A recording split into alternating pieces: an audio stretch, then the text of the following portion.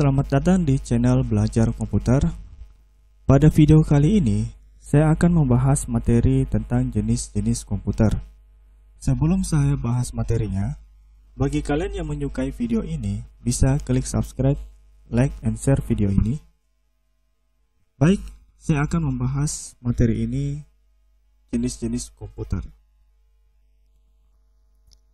Jenis-jenis komputer terbagi atas menjadi 5 bagian. Yang pertama, jenis komputer berdasarkan data yang diolah. Yang kedua, jenis komputer berdasarkan prosesornya. Yang ketiga, jenis komputer berdasarkan bentuk fisiknya. Yang keempat, jenis komputer berdasarkan penggunaannya. Yang kelima, jenis komputer berdasarkan skala kemampuannya. Baik, kita bahas dulu yang pertama. Jenis komputer berdasarkan data yang diolah. Contohnya itu ada namanya komputer analog. Komputer analog yaitu komputer yang fungsinya untuk menerima sinyal analog. Digunakan untuk melakukan pengecekan untuk data yang tidak berbentuk angka. Karena data yang didapatkan adalah data yang bersifat gelombang. Biasanya digunakan untuk mempresentasikan keadaan. Contohnya, pengecekan suhu, menghitung aliran BBM pada SPBU, timbangan berat badan, jam, menghitung waktu, dan sebagainya. Yang kedua, ada komputer digital. Komputer yang sering kita pakai untuk aktivitas sehari-hari. CPU Central Processing Unit adalah inti dari elemen komputer digital. Bentuknya chip kecil dan terdiri dari transistor yang begitu banyak. Contohnya, ada desktop, laptop, notebook, komputer, server, komputer tablet. Yang ketiga, jenis komputer berdasarkan data yang diolah, contohnya itu ada komputer hybrid. Komputer yang memiliki kemampuan dari komputer analog dan komputer digital, diperuntukkan untuk pengolahan data yang sifatnya baik kuantitatif maupun kualitatif. Digunakan untuk aplikasi khusus yang biasanya dipakai pada robot-robot yang dipakai sebagai pekerja pada pabrik, serta digunakan oleh berbagai rumah sakit yang digunakan untuk memeriksa keadaan tubuh pasien, yang pada akhirnya komputer bisa mengeluarkan berbagai analisa yang disajikan dalam bentuk gambar, grafik, ataupun tulisan. Sekarang kita akan bahas jenis komputer berdasarkan prosesornya. Yang pertama ada yang disebut dengan mikrokomputer. Kelas komputer yang menggunakan mikroprosesor sebagai CPU utamanya. Mikroprosesor, sebuah IC yang digunakan sebagai otak atau pengolah utama dalam sebuah sistem komputer. Dikenal sebagai personal komputer atau PC, home computer atau small business komputer, contohnya desktop dan laptop. Yang kedua, ada yang disebut dengan mini komputer. Kelas komputer multi-user yang dalam spektrum komputasi berada di posisi menengah di bawah kelas komputer mainframe dan sistem komputer single user seperti komputer pribadi. Istilah mini komputer sudah dianggap kuno dan diganti dengan istilah stasiun kerja atau workstation dalam dunia Sun Microsystem. Contohnya, workstation itu bisa kalian lihat gambar di bawah sini. Nah, ini biasanya diterapkan di perkantoran. Sekarang kita akan bahas jenis komputer berdasarkan prosesornya. Contohnya itu yang lain ada namanya mainframe. Mengacu kepada kelas tinggi dari komputer yang terdiri dari komputer-komputer yang mampu melakukan banyak tugas komputasi yang rumit dalam waktu yang singkat. Umumnya digunakan oleh banyak pengguna yang terkoneksi dengan menggunakan terminal. Memiliki kekuatan pemrosesan paling kuat dinamakan superkomputer. Mampu melakukan banyak komputasi yang rumit yang memerlukan waktu lama dan umumnya digunakan dalam riset para ilmuwan. Untuk pemrosesan data perusahaan atau keperluan militer. Sekarang yang kita bahas yang keempat, ada yang disebut dengan superkomputer. Komputer yang memimpin di dunia dalam kapasitas proses, terutama kecepatan perhitungan atau penghitungan. Superkomputer diperkenalkan pada tahun 1960-an, didesain oleh Seymour Cray di Control Data Corporation dalam kurung CDC Memimpin di pasaran pada tahun 1970-an sampai Cray berhenti untuk membentuk perusahaan sendiri, yaitu Cray Research. Cray Research mengambil pasaran superkomputer dengan desainnya dalam keseluruhan menjadi pemimpin superkomputer selama 25 tahun, yaitu mulai tahun 1965 sampai 1990.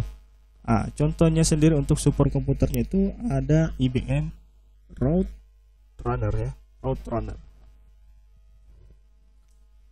Sekarang kita akan bahas jenis komputer berdasarkan bentuk fisiknya. Contohnya itu yang pertama ada disebut dengan komputer desktop. Ukuran fisiknya lumayan kecil, biasanya cocok diletakkan di atas meja. Bahkan sekarang dikembangkan bentuk komputer desktop yang semakin tipis yang dikenal dengan bentuk desktop slim.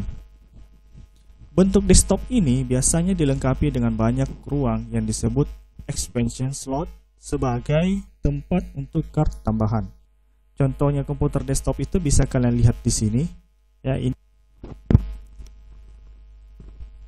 Selanjutnya, jenis komputer berdasarkan bentuk fisiknya. Contoh yang kedua adalah komputer tower. Ukuran fisik relatif lebih besar dibanding dengan komputer jenis desktop.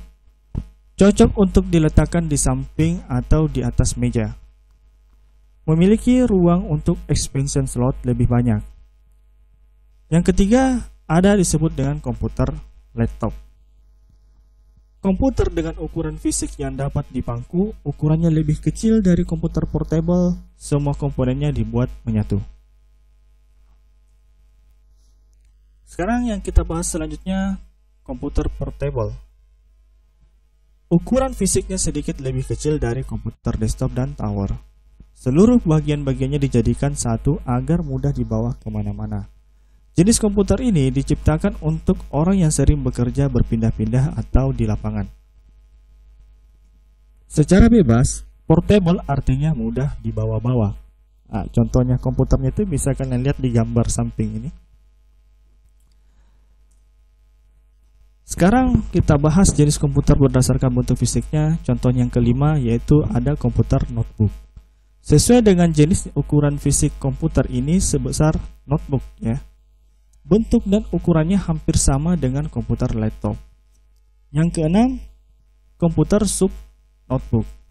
Hanya sebesar kertas kuarto, tebal kira-kira 5 cm dan masih terus dikembangkan untuk mengecilkan ukurannya.